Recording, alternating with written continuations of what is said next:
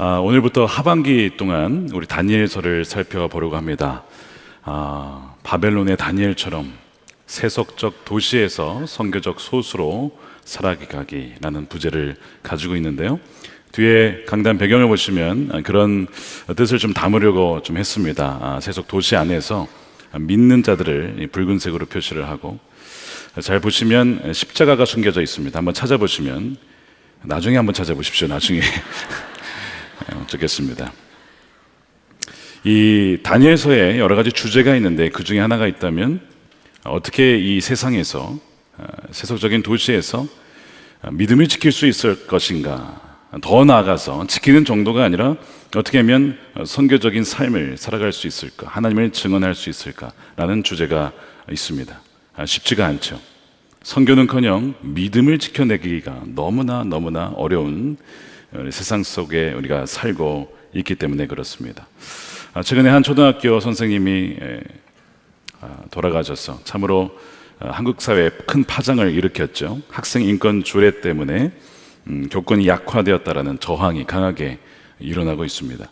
2017년에는 영국의 한 수학 선생님이 갑자기 교직에서 물러나게 됩니다.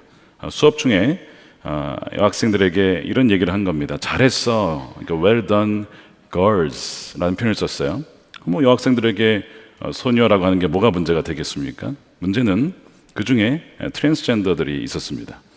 나는 여자가 아닌데 나를 여자라 불렀다 이겁니다. 그게 문제가 돼서 결국에는 이제 해임이 되게 돼요. 물론 정말 그렇게 했느냐 안 했느냐 공방이 있었는데, 분명한 것은 과거에 이 선생님이 기독교인이거든요. 그러니까 자신의 신념을 가지고 동성 결혼에 대한 반대하는 어떤 그 견해를 비췄던 것 같습니다. 더 나아가서 성 정체성이 흔들리는 아이들이 있었어요. 남자인데 여자로, 여자인데 남자로, 아니면 아무것도 아닌 중성으로. 그러니까 나는 남자인데 여잔가 보다. 보통 그래 이렇게 긍정해주고 이럴 수도 있는데 긍정을 안 해주는 거야. 자기가 볼 때는 남자예요, 자기가 볼 때는 여자야. 그러니까 이런 식으로 이렇게 한 거에 대해서 또 문제가 돼가지고 결국 영국의 교육규제청에서 이제 패널이 모여서 심의를 하는 거예요. 이 사람이 정말 잘못한 게 맞냐 심의를 했습니다. 그랬더니 이런 결론을 내렸어요. 이 교사의 행동이 교사에게 기대되는 행동 기준에 크게 미치지 못했다. 그래서 결국에는 해임을 결론 짓습니다. 2017년에 영국에서 벌어진 일이지만 유럽과 그리고 미국과 이제는 한국까지 이러한 영향력이 다가오고 있습니다. 이제는 믿는 사람이 공적 영역에서 신앙적인 가치관과 신념에 근거해서 발언하거나 가르치면 직위 해제가 되는 것이죠. 기독교 국가라고 불린 미국은 이제는 사실 기독교 국가가 아니라고 보는 견해가 점점 많아졌습니다. 후기 기독교 국가, 이제 그것은 지나갔고, 이미 2015년 6월 26일에 대법원에서 동성애 합헌 판결을 내렸을 때 이미, 아니 그 이전부터 이미 미국은 기독교 국가가 아니라고 보는 겁니다. 전통적인 이 결혼의 정의, 남자와 여자의 결합이 아니라 두 성인의 결합으로 보는 견해가 점점점 퍼져가고 있죠. 그래서 전통적인 결혼에 대한 견해를 가진 자를 굉장히 진부하다, 차별한다, 이렇게 보는 것입니다. 이러한 변화가 지금 평등법이라는 이름으로 우리나라에도 들어오려고 하고 있기 때문에 우리가 깨어서 기도하지 않을 수가 없습니다. 19세기 영국의 설교자였던 찰스 스펄전이 오늘날 그리스도인들이 받는 시험은 무엇인가? 라는 질문에 이렇게 대답을 했습니다. 자신이 그리스도인이라고 고백해도 좋습니다. 예배당에 가는 것도 좋고 예배 의식을 거행하는 것도 좋습니다. 그러나 그 신앙을 여러분들의 사업과 어떤 비즈니스에 적용하려고 하지 마십시오 라고 하는 반대. 다른 세상 사람들처럼 하라는 거야. 당신의 기독교 신앙을 사업의 현장 가운데, 일터 가운데 가져오려고 하지 말라는 거야. 물론 이것은 어떤 강제적으로 신뢰를 만들어서 끌어가는 이런 문제가 아니라 자신의 기독교적 가치관을 가지고 하려는 것 하지 말라 이겁니다. 이런 것이 우리의 도전이다. 19세기만 아니라 20세기, 21세기에도 여전히 유효한 말 아닙니까? 그러니까 세상 속에서 그리스도인으로 살아간다는 것이 참 쉽지가 않아서 이제는 점점 소수가 되어가는 것 같고, 정말 바벨론으로 끌려가는 듯한 느낌을 우리 지우기가 참 어려운 세상 속으로 우리가 들어가고 있습니다. 다니엘은 정말 하나님 나라라고 할 수 있었던 그 이스라엘과 남유다, 그 나라가 망하고 포로로 끌려가는 그 한가운데 있었습니다. 그들은 포로 신세가 돼서 가게 된 것이죠. 오늘 1절 말씀에 보면 이렇게 시작합니다. 유다의 여호야김 왕이 왕위에 오른 지 제3년이 된 해에 바벨로니아의 느부갓네살 왕이 예루살렘으로 쳐들어와서 성을 포위하였다. 본문의 역사적 배경은 기원전 약 605년경 고대 중동의 패권이 변화하고 있던 시기입니다. 전통적인 강호가 누구냐면 바로 이집트, 애굽인데 애굽은 점차 약해지고 있었고, 그 다음에 북이스라엘을 멸망시켰던 아시리아 역시 약해지고 있었어요. 그런 시기에 이제 애굽과 아시리아가 연합을 해서 신흥 강호인 바벨론을 저항하려고 했던 시기인데, 바로 그 시기에 오늘 배경이 있게 되는 것입니다. 이 바벨론의 왕이 젊은 왕이었습니다. 느부갓네살 왕인데요, 역사적으로는 정확하게 표현하면 2세입니다. 그래서 고고학적으로 이 점토가 발견이 되었는데, 거기에 보시면 느부갓네살 2세 왕이 적혀 있고 통치 기간이 적혀 있는 그것이 발견이 될 정도로 역사적 존재했던 인물이죠. 이 왕이 605년경에 갈그미스 전투에서 애굽의 왕을 격퇴시키고 애굽을 완전 물리칩니다. 그래서 애굽은 더 이상 이 남쪽에 머물러 있지 위로 올라오질 못하고, 그 다음에 이 바벨론이 이 고대 근동의 패권을 완전 잡게 되는 겁니다. 그 기세를 몰아서 어디까지 오게 되냐면 예루살렘까지 쳐들어와서 포위를 하게 되는 것이 바로 1절의 내용이죠. 그리고 더 나아가서 2절을 보시면 어떤 일이 벌어졌는가. 2절에 하나님의 성전 기물 가운데 일부를 느부갓네살의 손에 넘겨주셨다. 그는 그것들을 바벨로니아 땅 자기가 섬기는 신의 신전으로 가지고 가서 신의 보물창고에 넣어두었다는 겁니다.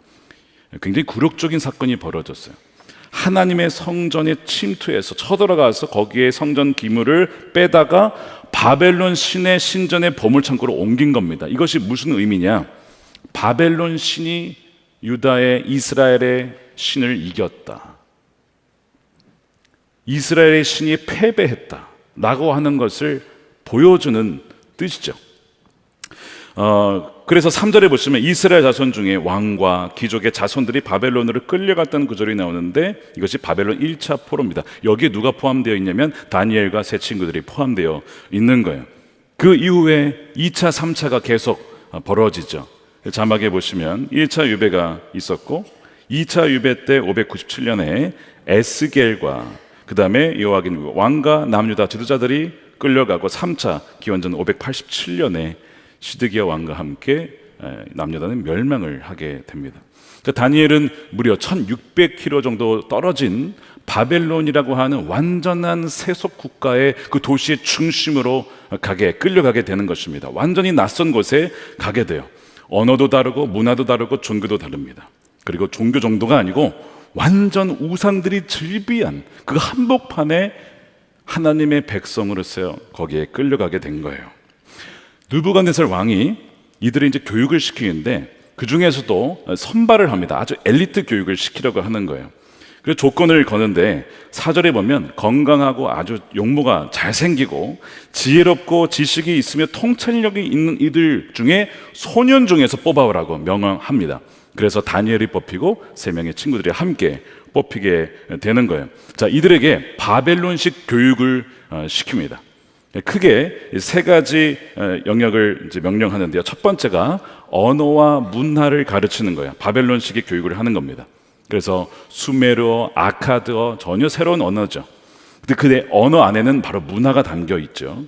역사와 점성학, 수학, 의학, 이방 종교를 가르칩니다. 바벨론에 많은 신들이 있지만 주신을 마르둑이라고 하는데, 이 마르둑이 상징하는 동물이 있습니다. 사자 아닙니다. 사자가 아니고 용입니다. 그래서 마르둑과 용은 함께 등장을 하거든요. 성경에서 용은요, 누구를 상징합니까? 사탄을 상징하죠. 그러니까 바벨론의 문화라고 하는 것은 바로 사탄의 문화라고도 해석할 수 있는 그런 뜻이 담겨 있습니다. 그래서 그 언어와 문화와 모든 새로운 정치, 경제 시스템, 그걸 가지고 이 하나님의 백성들이었던 이 다니엘을 비롯한 사람들에게 완전 세속화된 교육을, 바벨론식 커리큘럼을 가지고 3년간 집중 트레이닝을 시키게 되는 겁니다. 그 핵심은 그들의 중심 가운데 있었던, 그들의 입장에서는 이방신인 야훼 하나님에 대한 신앙을 제거하고 거기 안에 바벨론의 신에 대한 그 충성심과 믿음을 심어 놓으려 하는 것이죠. 두 번째는요, 바벨론식 음식과 그다음에 바벨론 제국의 공직 자리를 준비합니다. 5절에 보십시오. 왕은 왕궁에서 날마다 일정한 양을 정해서 음식과 포도주를 그들에게 공급하도록 해주면서 3년간 교육시킨 후에 왕을 모시도록 했다. 음식에 대한 부분은 우리 다음번 두 번째 시간에 자세히 다루도록 하겠습니다. 8절 이후에 나오는데요, 여기 보시면 왕을 모시도록. 바벨론에서 이래도 괜찮을까요? 그러면 질문을 해보십시오. 이 바벨론에서 그리스도인이, 하나님의 백성이 이래도 괜찮은 겁니까? 역시 다음번에 이건 다루도록 하겠습니다. 공직을 제안을 하죠. 공직을 주는 거예요. 자, 세 번째입니다. 바벨론식 계명이 이루어지죠. 7절이죠. 환관장이 그들에게 새로운 이름을 지어줬는데, 다니엘은 벨드사살, 하나냐는 사드락, 미사엘은 메삭, 아사랴는 아벤느고라고 합니다. 다니엘을 비롯해서 이 세 친구들의 이름, 바로 하나냐, 미사엘, 아사랴, 여기에는요 하나님을 고백하는 그 믿음이 담겨 있어요. 부모님이 지으신 거겠죠. 또 부모님이 이 자녀가 하나님을 신실하게 사랑하고 정말 경외하는 그런 자녀들로 자라기를 원하는 마음으로 이름을 지어줬을 겁니다, 분명히. 그리고 그들은 그렇게 정말 자랐어요. 여러분, 우리가 아이들 이름 지을 때 최근에 보면 물론 성경 이름도 쓰지만 하자나 예자 넣어가지고 하나님이 뭐 하셨다, 예수님이 뭐 하셨다, 이런 식으로 이름을 많이 짓지 않습니까? 그러니까 그와 같은 마음으로 이름을 이제 지은 건데, 바벨론에 가서 이들의 이름이 바뀝니다. 단지 이름이 바뀌는 게 아니에요. 그 이름에 담긴 하나님 중심적인 세계관을 제거하는 거예요. 그리고 바벨론 신의 이름을 거기에 새겨 넣습니다.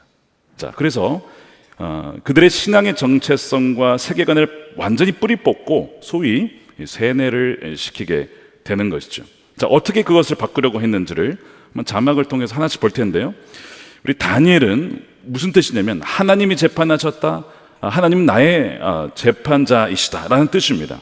근데 그것을 벨드사살, 아카드어인데 어떤 뜻이냐면 벨이여 그의 생명을 지키소서, 그러니까 이방신의 이름을 거기에 넣었어요. 혹은 그 다른 해석이 또 될 수 있습니다. 왜냐하면 이게 띄어쓰기를 어떻게 하냐에 따라서 해석이 크게 두 가지로 나뉘는데, 또 다른 하나는 뭐냐면 여인이여 왕을 보호하소서라는 의미입니다. 그러니까 그 왕을 모시도록 했기 때문에 이 후자의 가능성도 굉장히 높습니다. 문제는 뭐냐면 여인이요, 레이디라고 하는 의미가 담겨 있다는 것은 다니엘이 남자인데 여성성을 심어주려고 한 거 아니냐. 이런 해석에 또한 지지해주는 이유가 뭐냐면 소년 중에서도 매우 예쁘고 준수한 소년을 원했습니다. 두 번째, 환관장, 즉 내시, 리더십 하에 교육을 받게 했다라는 점. 모든 걸 종합해 볼 때 이 두 번째 해석도 굉장히 신빙성이 있는 해석이고 많은 학자들이 또한 얘기하는 부분이기도 합니다. 하나냐는 야훼는 은혜로우시다, 하나님은 은혜로우시다라는 의미인데 그것이 이름이 바뀌게 되죠. 어떻게 바뀌냐면 사드락, 즉 아쿠는 바벨론의 달의 신입니다. 아쿠의 명령이라는 의미로 바뀌게 돼요. 역시 신이 완전 바뀌게 되죠. 미사엘은 어땠습니까? 미사엘은 하나님과 같은 자가 누구냐? 너무나 멋진 이름이에요. 근데 그것이 메삭으로 바뀌는데 그것은 누가 아쿠와 같은가? 누가 바벨론의 달의 신과 같으냐로 바꿔버리는 것이죠. 역시 신앙 정체성을 바꿔버립니다. 그 다음에 마지막으로 네 번째 보십시오. 아사랴, 야훼가 도우셨다. 그런데 그것을 아벤느고로 바뀝니다. 느고는 마르둑의 아들, 즉 느부갓네살의 다른 표현입니다. 느보의 종. 이제는 너는 바벨론 신의 아들의 종이 되는 거야. 원래 이름은 야훼가 도우시는 그런 아들이었지만 이제는 이방 신의 아들을 돕는 종이다, 너는. 이렇게 바꿔버리는 거예요. 여러분, 이름에 이 모든 것이 의미가 그냥 들어간 것이 아니라 아주 의도적으로 담겨 있는 것이죠. 바벨론식 교육을 통해서 그들의 정체성을 송두리째 바꾸려고 하는 시도가 일어나고 있는데, 그때만이 아니고 지금도 여전히 이 세상 가운데 벌어지고 있는 일입니다. 누구에게요? 저와 여러분들에게, 또한 우리의 다음 세대들에게. 2019년 1월에 캘리포니아 패밀리라고 하는 사이트에 가니까 캘리포니아 교육부가 유치원부터 고등학교, 우리로 얘기하면 12학년, 고3까지 학생들에게 이 성정체성에 대한 이 새로운 커리큘럼 지침을 발표를 했습니다. 핵심이 이거예요. 남성과 여성의 생식기관이 다르다는 미신을 없애다. 이거는 완전히 잘못된 것이다. 그게 아니라 너희가 느끼는 성이 너희의 성이다 라고 하는 지침이에요. 믿어지지 않죠. 그러면서 더 이상 이제 7학년, 8학년 교육에 보면 더 이상 남편과 아내라는 성별을 구별하는 명칭을 사용하지 말아야 된다. 그러니까 허스밴드는 남자, 와이프는 아내니까 여자니까 이런 성을 드러내는 거 말고 아무런 성이 느껴지지 않는 파트너로 사용해야 된다. 실제로 파트너란 말을 굉장히 많이 듣게 됩니다. 그래서 이 파트너가 정말 결혼한 파트너를 말하는 건지 그냥 만나는 파트너인지 구별이 되지 않을 정도로, 제가 미국에 있을 때에도 이런 변화가 굉장히 많이 일어났던 것을 경험하고 왔어요. 그러면서 전통적인 기독교에서 가르치는 이 성 정체성에 대한 부분은 이제는 영적 학대다, spiritual abuse라고 하는 거예요. 학대라고 가르치면서 이걸 다 바꿔야 된다는 것이죠. 이것이 21세기 바벨론식 교육 중에 하나가 아니겠습니까? 그래서 이제 전통적인 가정을 무너뜨리고 완전히 새로운 가정을 세운다고는 하지만 사실상 가정을 무너뜨리려고 하는 것이죠. 이것이 또한 한국에 곧 벌어질 수도 있는 상황이라는 걸 아셔야 됩니다. 이 바벨론식 엘리트 교육에 이것을 종합해 보면, 종교적으로 보면 하나님은 없다라고 가르치고, 그리고 하나님 없다라고 가르치는 걸 넘어서서 이방신을 섬기라고 하죠. 사회적으로 보면 인간의 업적과 성취를 통해서 너의 정체성을 찾아라. 그게 아니라 사실은 하나님은 너희는 내 안에서만 정체성을 찾을 수 있다라고 말씀하시잖아요. 정서적으로 보면 타고난 성별이 아니라 너의 성향이 너다. 그러니까 기존에 진부했던 그 가르침 기울여 하지 말아라. 너가 선택하는 거야. 그런데 성경은 남자와 여자를, 우리를 아름답게 지으셨다라고, 하나님의 형상대로 지으셨다라고, 나의 작품이라고 말씀을 하십니다. 그러니까 이 세대가 지금 바벨론의 아주 거센 지금 이 물결 가운데 우리가 있다는 것을 여러분 아셔야 돼요. 질문은요, 어떻게 하나님이 살아계시다면 이런 일이 벌어질 수 있을까? 하나님이 살아계시다면, 진정 왕이시라면 하나님의 백성들이, 그리스도인들이 이와 같은 세상에 살도록 그저 내버려 두실 수가 있냐라고 하는 이 질문을 우리는 하지 않을 수가 없습니다. 당시 유대인들도 이것이 의문이었어요. 하나님을 섬기고 하나님의 성전에 있는 유다가 망할 수 있느냐? 하나님을 섬기고 예배하면 세상에서 이렇게 막 몰락하고 뭔가 이렇게 소수가 되어야 하는 것이 아니라 다수가 되고 뭔가 형통해야 되는 거 아니냐라는 질문을 갖게 된 것이죠. 우리가 보통 하나님께 영광을 올린다고 했을 때 뭔가 하여튼 잘 돼야 돼. 그리고 이 모든 것 하나님이 하셨습니다 라고 할 때 하나님이 영광 받으시지 않겠습니까? 여러분, 그것도 물론 맞습니다. 그런데 그 반대인 경우에 여전히 여러분이 하나님이 하셨습니다라고 고백하실 수 있겠습니까? 그 이상하죠. 세상에서 성공한 것도 아니고 세상에서 알아주는 것도 아니고 소수로 막 찌그러져서 사는 그 모습을 가지고 하나님이 하셨습니다 여러분 할 수가 있겠냐고요. 보편적으로는 그렇게 하지 못하죠. 그런데 오늘 말씀 읽어보니까요, 바벨론으로 끌려갔다, 망했다라고 하는 이 말씀을 얘기를 하면서 뭐라고 하냐면 하나님이 하셨습니다라고 하는 거예요. 너무 이상하지 않습니까? 2절 보세요. 우리 함께 이 앞구절만 읽어보겠습니다. 시작. 주님께서 유다의 여호야김 왕과 하나님의 성전 기물 가운데서 일부를 느부갓네살의 손에 넘겨주셨다. 누가 넘겨주셨다고요? 주님께서 넘겨주셨다. 주님께서 하셨습니다. 이상하죠, 여러분? 이게 무슨 주님께 하신 게 말이 됩니까? 하나님의 백성들이 끌려가고 포로로 끌려가고 세상 속에서 소수로 살아가게 된 이 상황이 어떻게 주님께서 하실 것이라고 할 수가 있느냐는 거예요. 그런데 2절에 이 주님께서 넘겨주셨다는 말은 어떤 의미가 담겨 있냐면, 그거는 바벨론의 군대가 너무 강해서, 느부갓네살 왕이 너무 강력해서 그렇게 된 것이 아니라는 의미가 담겨 있어요. 그것이 아니고 이 모든 것은 하나님의 전적인 뜻 가운데 있으며 주권 가운데 일어난 일이라는 고백이 담겨 있습니다. 사실 유다가 멸망을 100년 전부터 하나님의 신실한 주의 선지자들을 통해서 계속 말씀을 하셨어요. 너희가 이렇게 가면 너희가 멸망할 거야. 이렇게 가면 안 돼. 이사야를 통해서, 예레미야를 통해서 계속 증언했지만 귀담아 듣는 사람들은 거의 없었습니다. 그들의 메시지는 묻혀졌고 그들은 죽임을 당했습니다. 하나님은 계속 기다려줬어요. 그들이 돌이키기를, 그들이 회개하기를, 우상 숭배에서 돌아오기를 100년을 이상을, 아니 그 이상을 기다려 오셨지만 귀 기울여 듣는 이를 찾아보기가 어려운 거죠. 예레미야가 이런 얘기를 했습니다. 32장 35절에 그들은 자기들의 아들, 딸들을 불태워 몰렉에게 제물로 바치려고 흰놈의 아들 골짜기에 바알의 산당을 쌓아 놓았는데 나는 절대로 유다 백성을 죄악에 빠뜨리는 이 역겨운 일은 명하지도 않았고 상상조차 해본 적이 없다. 예레미야 선지자가 경고하는데 하나님의 백성들이 우상을 숭배하더라는 거예요. 자녀들을 바쳐서, 어떻게 자녀들을 바칩니까? 뭔가 더 좋은 것이 있다는 거예요. 자녀들을 바쳐서 우리가 뭔가 얻으려고 하는 것이 혹시 있지 않습니까? 자녀들을 앞세워서 뭔가 우리가 명예나 권력이나 인기나 뭔가를 얻으려고 하는 것은 아닐까? 똑같이 우리도 자녀들을 몰렉에게 바치고 있는 것은 아닐까? 이뿐이 아닙니다. 하나님의 백성들이 가난한 자들을 얼마나 무시했는지 공정한 재판을 하지 않았고 그들을 돌보지 않았어요. 예레미야 5장 28절입니다. 28절에 그들은 악한 짓은 어느 것 하나 못하는 것이 없고 악한 짓은 너무 잘하는 거예요. 자기들의 일성만 채우며 살을 찌우는 거죠. 고아의 억울한 사정을 정말 공정하게 재판하는 판사가 없어요. 변호사가 없어요. 가난한 사람들의 권리를 지켜주는 공정한 판결도 하지 않는다. 이런 일들을 내가 벌하지 않을 수 있느냐? 나 주의 말이다. 이러한 백성에게 내가 보복하지 않을 수 있겠느냐? 그러면서 그들의 죄로 말미암아 결국 유다가 포로로 끌려가는 것이라고 예레미야 애가에서 그가 눈물을 흘리면서 얘기를 하죠. 1장 5절 우리 함께 읽겠습니다. 시작. 대적들이 우두머리가 되고 원수들이 번영한다. 허물이 많다고 주님께서 그에게 고통을 주셨다.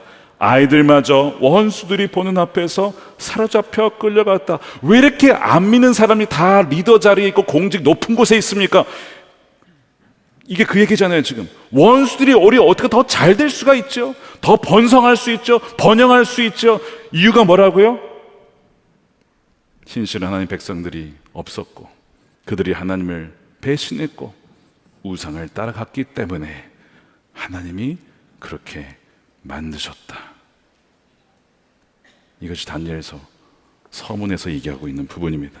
우리가 다른 것 탓할 것이 아니라 왜 세상이 점점 악해져 가는가, 세속화되어 가는가, 다른 것 탓할 것이 아니라 우리가 하나님께 신실하지 못했구나, 우리가 하나님을 사랑하지 못하고 다른 것을 더 사랑하고 우상을 숭배하고 쾌락을 숭배하고 돈을 숭배하고 돈은 이용해야 되고 사용해야 될 것을 그를 숭배하고 있으니 하나님께서 넘겨주셨다는 거예요. 그 말씀을 해요. 그렇다면 우리의 반응이 뭐여야 되느냐? 여러분, 회개라고 하는 겁니다.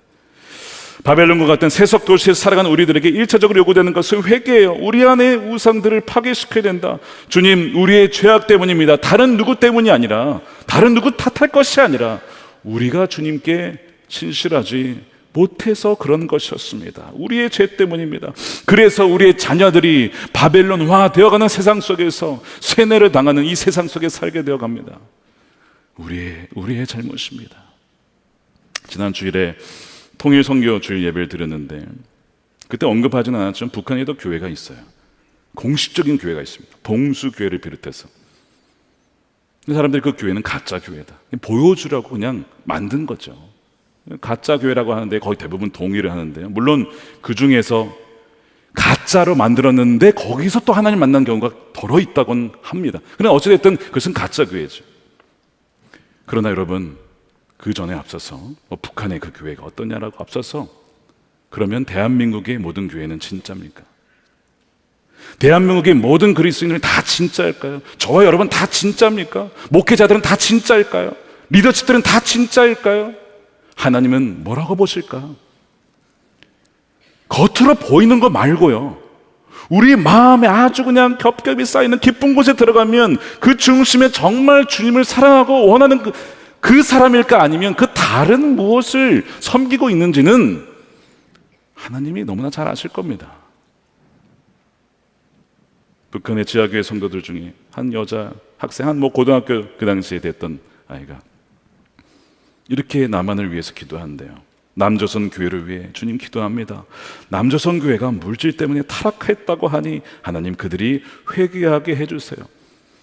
우리가 북한을 위해서 기도한다고 하지만 사실 북한에 실은 그들이 우리를 위해서 기도하고 있어요. 주님께서 그들을 넘겨주셨다는 거예요. 바로 하나님의 백성들의 죄 때문에 100년 넘게 선지자를 통해서도 듣지 않기 때문에 넘겨주신 거예요.